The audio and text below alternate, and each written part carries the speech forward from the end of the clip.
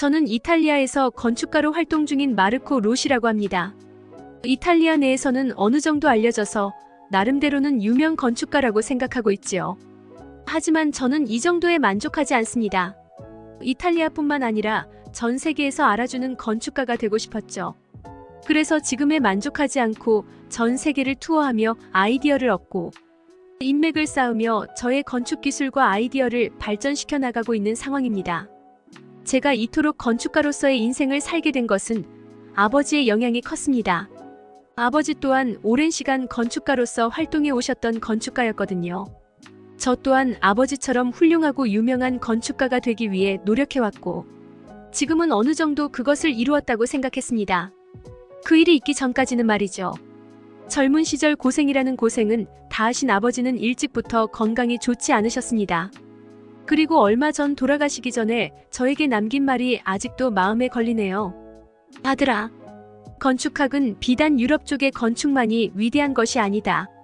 아시아 쪽에도 훌륭한 건축들이 많고 특히 내 들은 바에 의하면 한국 쪽에는 과거의 기술들과 현대의 기술들 모두를 경험할 수 있고 그 기술력 또한 대단하다고 하더구나. 살아생전 그곳에 가보지 못한 것이 내심 후회스럽다. 이것이 돌아가시기 직전에 하신 말씀이라 더더욱 저의 뇌리에 박혀있는 것 같습니다. 그래서인지 저는 아버지의 이루지 못한 그 꿈을 대신 이루어드리고 싶다는 생각을 했습니다. 하지만 아시아인들과는 한 번도 사업을 같이 진행해 본 적이 없기에 조금은 걱정도 되는 게 사실이었죠. 저는 한국의 건축 계열과는 전혀 인맥도 없었고 아는 바도 없었습니다. 그래서 더더욱 그것에 대해서 잘 아는 사람이 필요했죠. 결국 저는 한국에서의 건축 사업을 위해서 한국인 건축 관련 파트너를 찾기 시작했고 마침내 제가 원하던 스펙의 파트너와 작업을 진행할 수 있었습니다. 데이빗 리라고 하셨죠? 이렇게 같이 한국 건축 사업을 진행하게 되어서 영광입니다. 앞으로 잘 부탁드립니다. 저는 최대한 정중하게 그를 맞이했고 앞으로의 원활한 사업 진행을 위해서 그에게 최대한 잘해야겠다는 생각을 했습니다. 하지만 그는 저와 생각이 조금 다른 듯 했죠. 당신이 이탈리아에서 유명하다고 해서 얼마나 대단한지 한번 확인해 보려고 일시적으로 잠시 손을 잡은 것이니 너무 그리 우쭐대지 마죠. 그리고 나는 돈이 먼저 입금되지 않으면 움직이지 않소. 그러니 돈부터 빨리 입금하는 게 당신한테도 좋을 거요. 그래야 빨리 상하이로 가서 건설을 하든 뭘 하든 할 거 아니요. 아, 내가 상하이라고 했나? 서울 말이요, 서울. 스스로 한국인이라 주장했던 데이빗 리는 첫 만남부터 굉장히 불친절한 모습이었습니다. 말투며 행동이며 사업에 관련된 이야기까지 하나부터 열까지 모두 불친절하더군요. 게다가 중요한 사업에 관한 이야기를 하면서도 도시 이름을 틀리게 말하지를 않나? 처음에는 이 사업 계속 진행해도 괜찮은 건가? 하는 생각마저 들었으니까요. 하지만 급한 놈이 숙여야 한다는 말이 있듯 지금 상황은 제가 급한 상황이었기에 그냥 일에만 집중하자고 생각하고 참았습니다. 하지만 저의 그러한 선택을 후회하게 된 것은 얼마 지나지 않아서였습니다. 본격적으로 한국에 입국하여 사업을 진행하려고 하는 찰나 데이빗 리는 자취를 감추고 말았습니다. 제가 사업 진행을 위해서 계약금을 미리 입금한 그 이후로 말이죠. 저는 뒤늦게 그를 수배하기 위해서 이리저리 조사했지만 그의 한국 주민등록증마저 위조되었다는 사실을 알고 나서부터는 그를 찾는 것조차 포기해버리고 말았습니다. 그는 애초에 저를 속일 목적으로 접근했던 것입니다. 와, 이거 진짜 한국인들과 사업을 진행할 수 있을까? 내가 만난 첫 한국인이 이토록 불친절한 사기꾼이라니. 이건 확률적으로 생각해봐도 다음에 만날 한국인도 이와 비슷할 확률이 높다는 말인데 걱정이구먼. 그렇지만 이것은 제 개인의 꿈을 위한 사업이 아니라 아버지의 꿈과도 연관이 있는 일이었기에 이대로 포기할 수는 없었죠.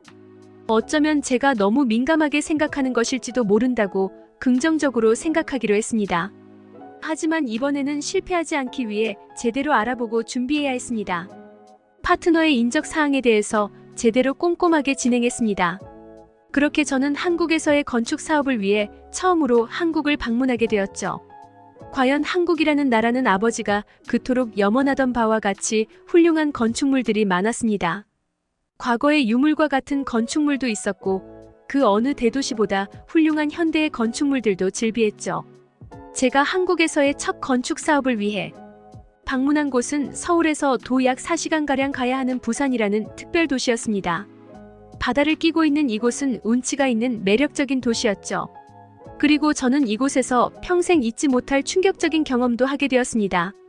한동안 건축과 관련된 사업을 하기 위해 위치를 파악하던 도중 문제의 식당에 발을 들이고 말았죠. 한국인 할머니가 운영하는 식당이었는데 한국인 파트너의 추천으로 알게 된 식당이었습니다. 불고기 백반이라는 특이한 한국 전통 음식을 주메뉴로 판매하는 식당이었는데 음식은 맛이 기가 막히더군요. 하지만 큰 문제가 있었습니다. 그곳의 할머니 사장님이 굉장히 불친절하다는 것이었죠. 음식을 가져다 줄 때도 접시를 툭툭 집어 던지듯 놓질 않나? 주문을 받을 때도 사람을 쳐다보지도 않고 건성으로 짧게 투덜거리며 응대했습니다.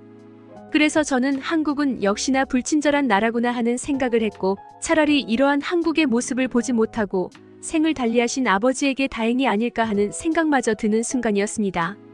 한마디로 굉장히 기분이 언짢았죠. 기분 좋은 식사를 하는 시간에 식사하는 공간에서 말입니다. 그렇게 저는 몹시 불편하고 언짢은 가운데 맛은 기가 막힌 이 음식들을 먹으며 길고도 길게 느껴졌던 식사를 마무리했습니다. 드디어 이곳을 벗어날 수 있는 시간이 다가왔다는 사실에 기쁘기까지 했죠. 그런데 계산을 마치고 나오는데 이상한 광경을 목격했습니다. 웬 조그마한 꼬마 소년이 검은 비닐봉지를 들고 식당을 들어갔고 얼마 지나지 않아서 분명히 텅 비어있던 검은 봉지에는 무언가가 가득 담겨 있었습니다. 게다가 이 소년과 식당 사장 할머니는 이미 과거에도 이러한 일들이 있었던 것처럼 아무런 대화도 나누지 않고 그저 물건만 주고받는 것처럼 보였습니다. 이러한 장면을 보고 저는 굉장히 수상하고 의심스럽다고 생각했습니다. 그리고 불현듯 과거 뉴스에서 보았던 내용들이 생각이 났죠. 불법 약물을 유통하는 사람들이 의심을 피하기 위해 미성년자들을 이용해 유통하는 방식이 있다는 내용이었습니다. 저 할머니의 카리스마나 불친절한 언행들로 보자면 충분히 그러한 상황일 수도 있겠다는 합리적 의심이 들었죠. 그 순간 무슨 이유에서인지 저의 마음속 깊은 곳에서는 쓸데없는 정의감이 샘솟기 시작했습니다. 이 식당의 비밀을 반드시 밝혀내고 말겠다는 의지와 함께 말이죠. 결국 저는 며칠 후 한국의 파트너들과 함께 저의 제안으로 그 식당을 다시 찾았습니다. 역시나 오늘도 식당은 운영 중이었고 손님도 듬성듬성 앉아 있었죠.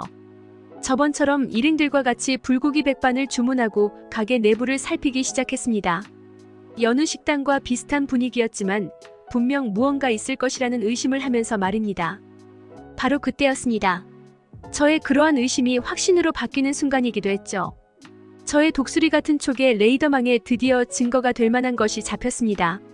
주문한 음식을 기다리는 도중 식당의 입구에는 며칠 전 보았던 그 꼬마 소년이 이번에도 그때와 마찬가지로 검은 봉지를 들고 태연하게 들어왔습니다. 그 순간 주문한 불고기 백반이 나왔지만 숟가락을 뜨는 둥 마는 둥 하면서 식당 사장 할머니와 소년을 주시했습니다.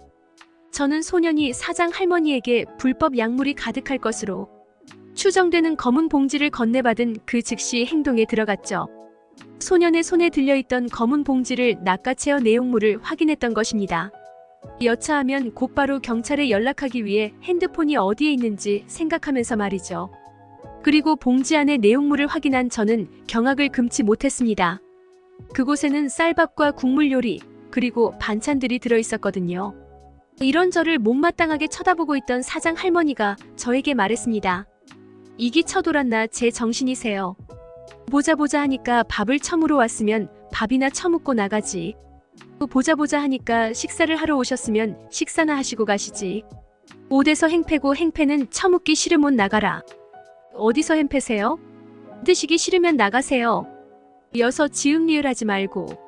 이 노랑머리 양반아. 여기서 난동 피우지 마시고요. 외국인 손님분. 그렇게 저는 알아듣지도 못할 욕을 한 사발이나 얻어먹었습니다. 알고 보니 이 소년은 어머니를 일찍 여의고 아버지와 둘이서 힘겹게 살아가는 소년이었습니다. 소년의 아버지는 한국에서 소위 막노동이라 불리는 건축 현장에서 용직으로 근근히 살아가고 있었기에 아이를 제대로 돌보지 못하는 상황이라고 했죠. 그러한 사정을 알고 나니 너무나 미안하고 죄송했습니다. 그래서 사죄하고자 아이의 밥값을 한 달치 계산하겠노라고 사장 할머니에게 말했습니다. 하지만 돌아온 사장 할머니의 말에 저는 다시 한번 큰 충격을 받고 말았죠. 무슨 소리세요? 결제라니요? 저 아이한테는 돈 안 받아요. 지음리을 하고 있네. 결제는 무슨 결제고? 저 아한테는 돈 안 받는다. 저 작은 아이가 무슨 돈이 있다고요? 아이 아버지도 생계를 위해서 막노동 열심히 하잖아요.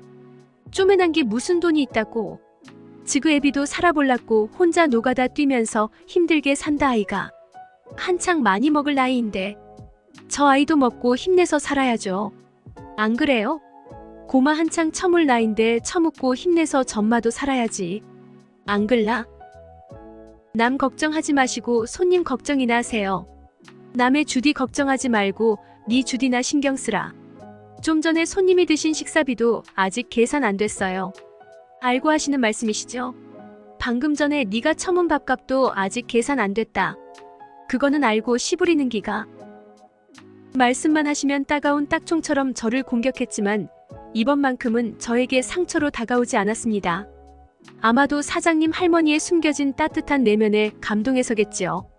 결국 이러한 사연을 알게 된 저는 할머니 사장님을 위해 뭐라도 해드리고 싶었습니다. 겨우겨우 할머니 사장님을 설득하여 가게를 쉬는 날 할머니의 식당에 조그마한 선물을 해드렸죠. 워낙 오래된 건물이고 내부 수리는 언제 한 것인지 파악도 되지 않는 상황이라서 간단하게 일부 리모델링을 해드린 것입니다. 특히 바닥 같은 경우는 워낙 오래된 타일이라 물기라도 있으면 손님들이 미끄러져서 다칠 수도 있는 상황이라서 더욱 신경 썼죠.